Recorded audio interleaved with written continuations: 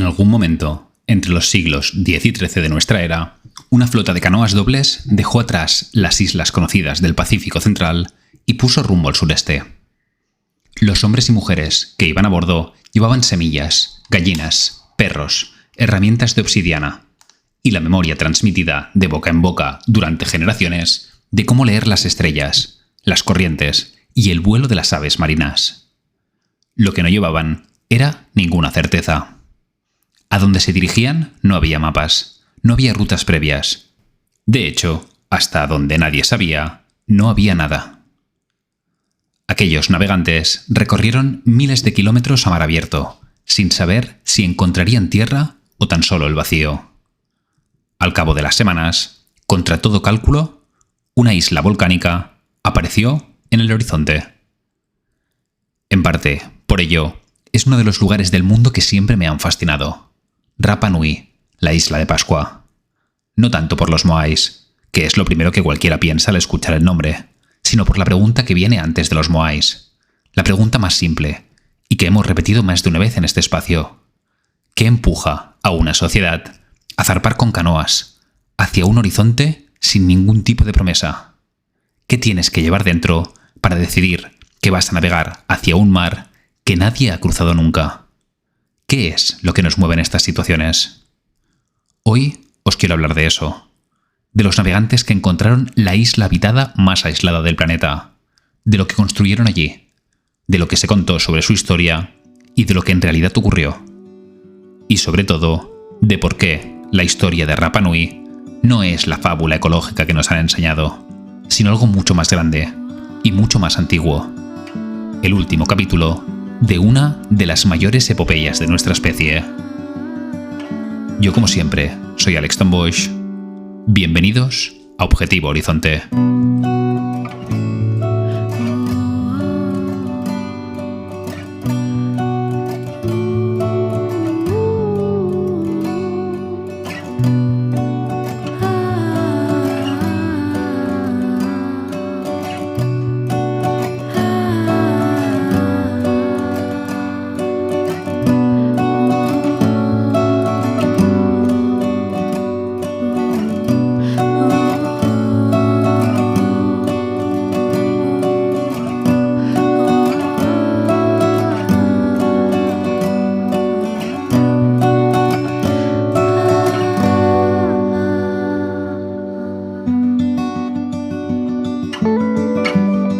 Antes de que los portugueses doblaran el Cabo de Buena Esperanza, antes de que Magallanes pusiera proa al estrecho, incluso antes de que los griegos imaginaran un mundo más allá de las columnas de Hércules, ya había gente cruzando océanos.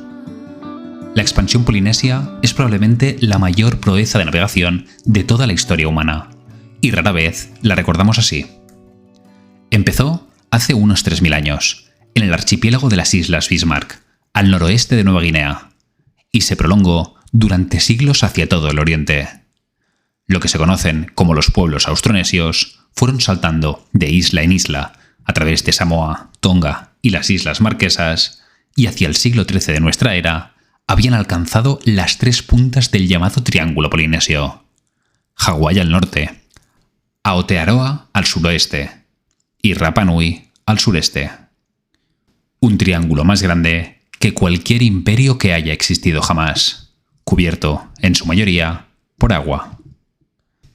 Lo hicieron en canoas de doble casco, las Vaca, embarcaciones largas y muy estables, capaces de transportar familias enteras, animales y plantas durante semanas en alta mar. Navegaban sin instrumentos, sin brújula, ni instrumentos de medición.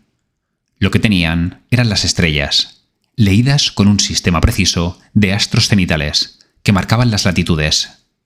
También conocían las corrientes, memorizadas a través de generaciones, los patrones de oleaje que aprendían a sentir con el propio cuerpo, y la observación paciente del vuelo de las aves migratorias y también de las nubes que se forman sobre las islas mucho antes de que la Tierra sea visible.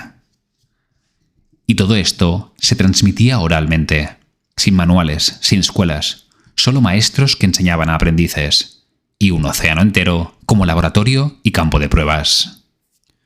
Llevo escribiendo en Objetivo Horizonte el tiempo suficiente para saber que la pulsión humana de salir, de cruzar lo que parece infranqueable, no es patrimonio de ninguna cultura concreta.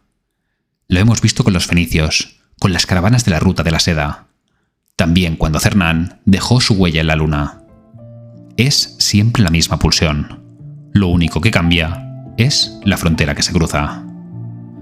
Los polinesios fueron durante siglos los exploradores oceánicos más extraordinarios que ha habido. Y nadie en Europa pareció darse cuenta hasta hace muy poco.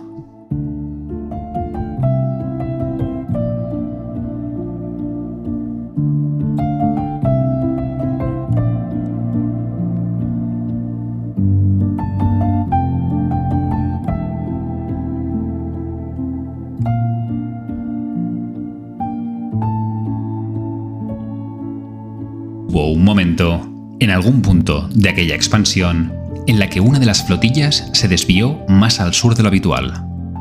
Las razones se nos escapan. Quizá un viento mal calculado, quizá una decisión deliberada, la voluntad de un líder que sintió que aún quedaba algo por descubrir. Quizá, sencillamente, iban a la deriva. Lo cierto es que aquella flota llegó a una isla de tierra volcánica, perdida en mitad del Pacífico Sur. 3.500 kilómetros de mar abierto la separaban de la costa más cercana, que era la de Sudamérica, el actual Chile.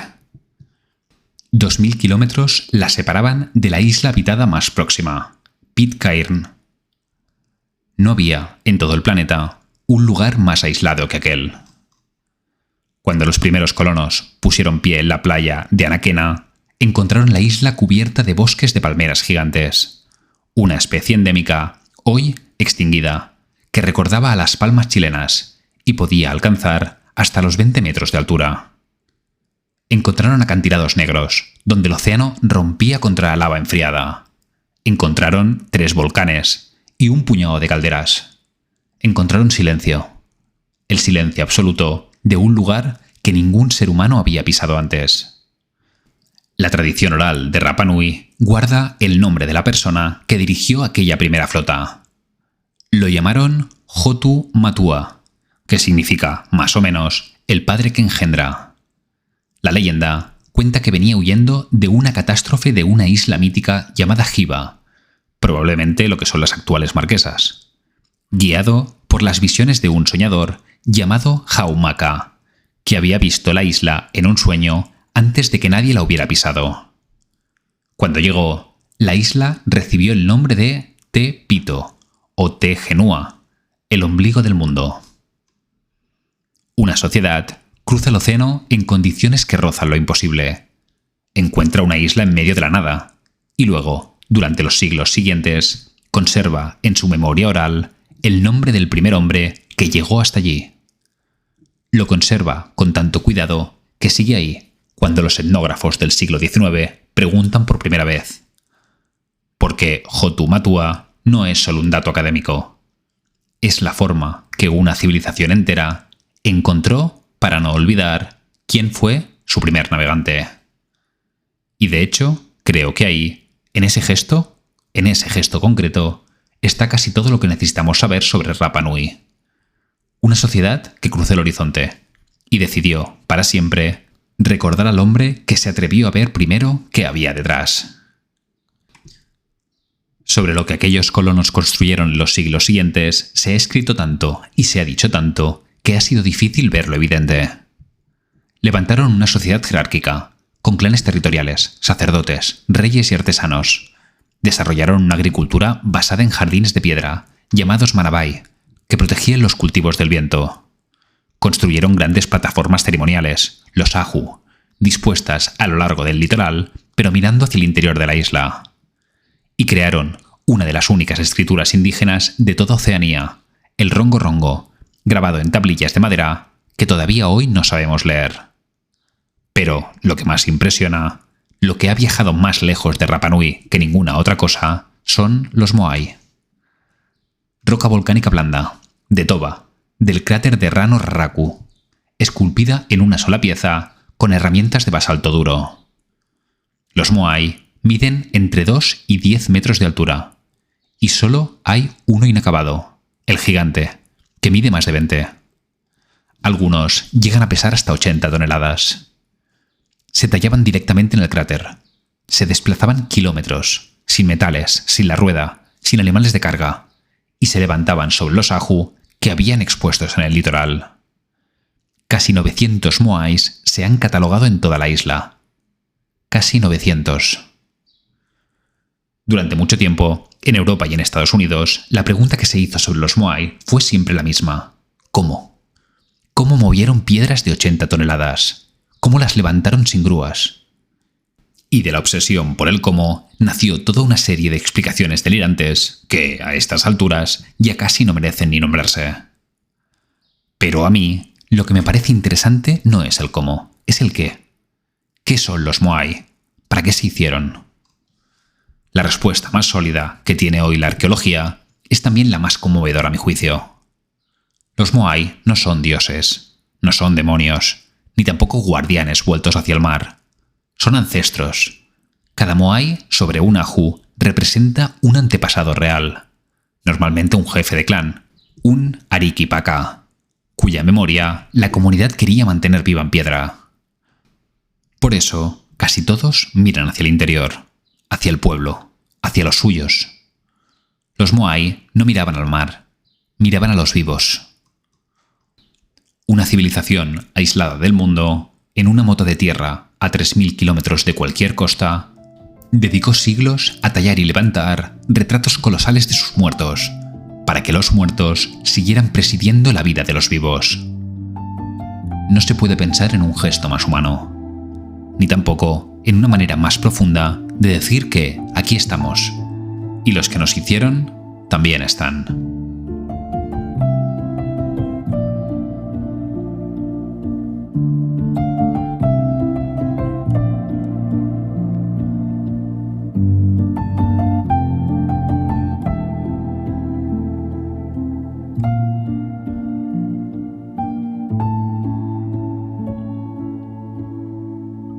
La historia que casi todos hemos escuchado sobre Rapa Nui termina mal. Y termina mal por culpa de los propios Rapa Nui. La versión clásica, popularizada sobre todo por el libro del colapso de Jared Diamond en 2005, va más o menos así.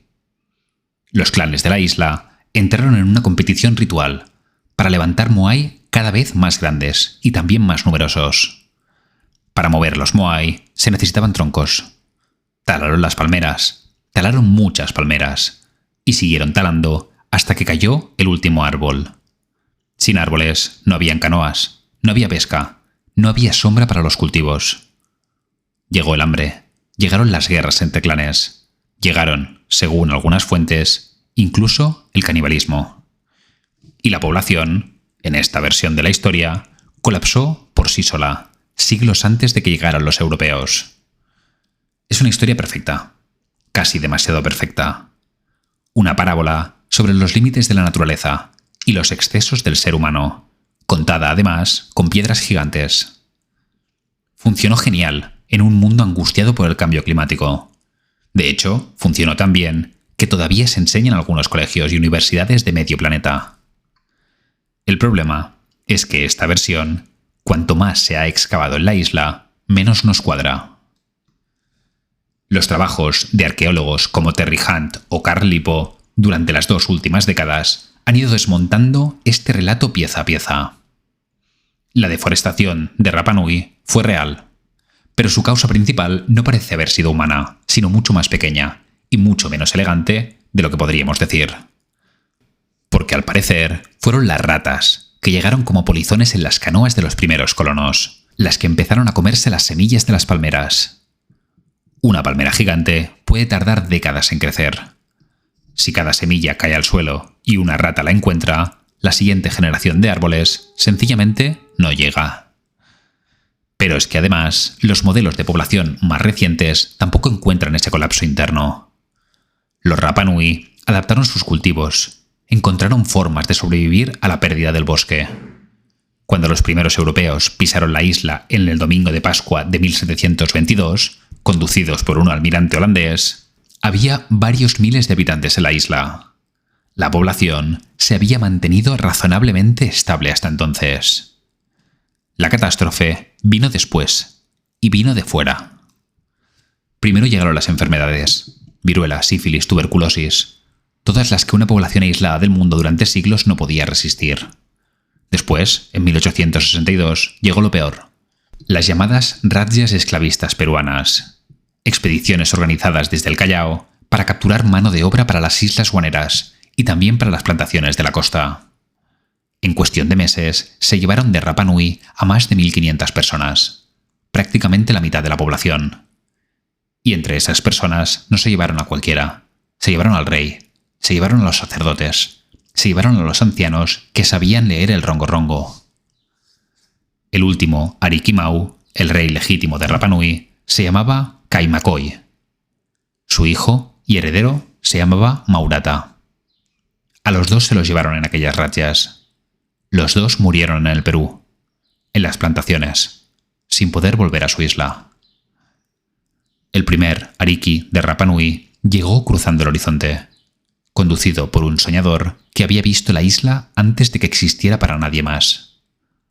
El último Ariki se lo llevaron arrastrado por ese mismo horizonte, encadenado a una bodega de un barco, que ya no era de los polinesios. Una sociedad que se había definido durante siglos por la audacia de cruzar el mar, fue, al final, devorada por el océano, que lo trajo de vuelta. Cuando la presión internacional consiguió poco después que el Perú aceptara repatriar a los supervivientes, casi todos habían muerto. Los pocos que volvieron traían la viruela. La epidemia que estalló entonces remató a la gente que quedaba. Hacia 1877 quedaban en Rapa Nui 111 personas. 111. De una población que en su apogeo había rondado los varios miles. Con esa gente desapareció algo más que vidas. Desapareció buena parte de la memoria oral, la clave del rongo-rongo, los nombres, las genealogías. Probablemente nunca podremos leer ya las tablillas. Posiblemente nunca sabremos del todo qué le decían los muertos de Rapa Nui a sus vivos. Y aquí llega, a mi juicio, la parte que más nos compromete a todos. Durante un siglo entero, la historia que se contó sobre Rapa Nui fue la historia del suicidio, la historia de unos isleños torpes que cortaron su último árbol. Esa historia funcionó muy bien para Europa y para Estados Unidos. Funcionó porque le quitaba al occidente moderno una responsabilidad muy incómoda y se la trasladaba a las propias víctimas. Mirad, son ellos los que se autodestruyeron. Nosotros simplemente llegamos cuando ya estaba todo perdido. No. Las catástrofes humanas casi siempre son más políticas de lo que nos gustaría admitir. Y los relatos que las cuentan, mucho más. Quien escribe el relato decide qué se recuerda. Y sobre todo, quién aparece como protagonista de su propia tragedia, y quién no. Pero la historia honesta rara vez se presta a frases fáciles. Las verdades cerradas casi nunca son tan cerradas como parecen. Y los mitos históricos más cómodos, cuando se rasca un poco, suelen estar contando otra cosa muy distinta de la que parecía al principio. Yo no creo que debamos descartar por completo la lección ecológica. Las civilizaciones se equivocan, agotan recursos, toman decisiones malas. Miradnos a nosotros. Lo que hacemos todos los días.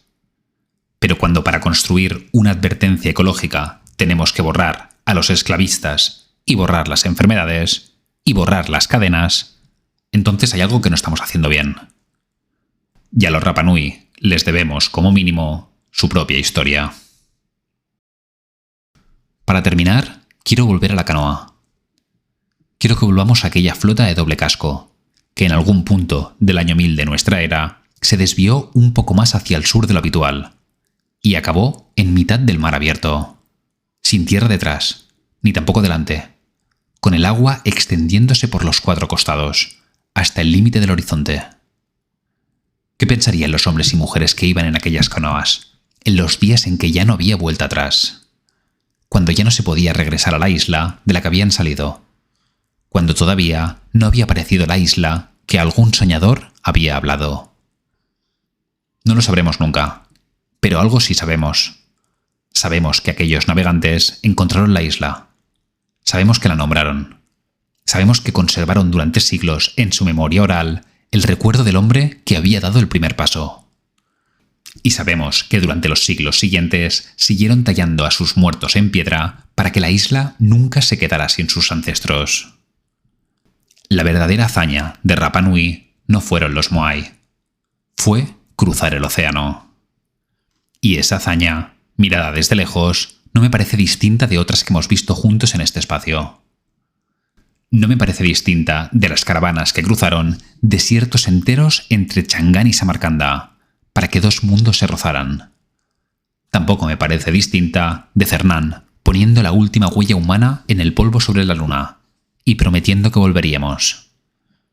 Es la misma pulsión, la misma especie, la misma necesidad, antigua como nosotros mismos, de saber qué hay más allá.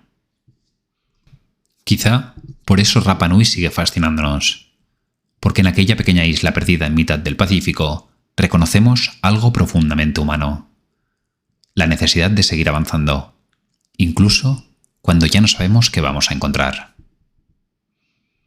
Yo me despido aquí. Como siempre, espero que os haya gustado. Podéis escribirme para sugerirme temas, para discutir conmigo, o por si queréis más información de cualquier tipo.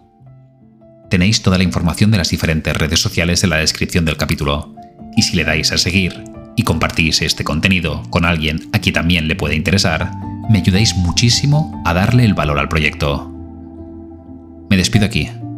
Como siempre, un abrazo enorme a todos y nos vemos la próxima semana.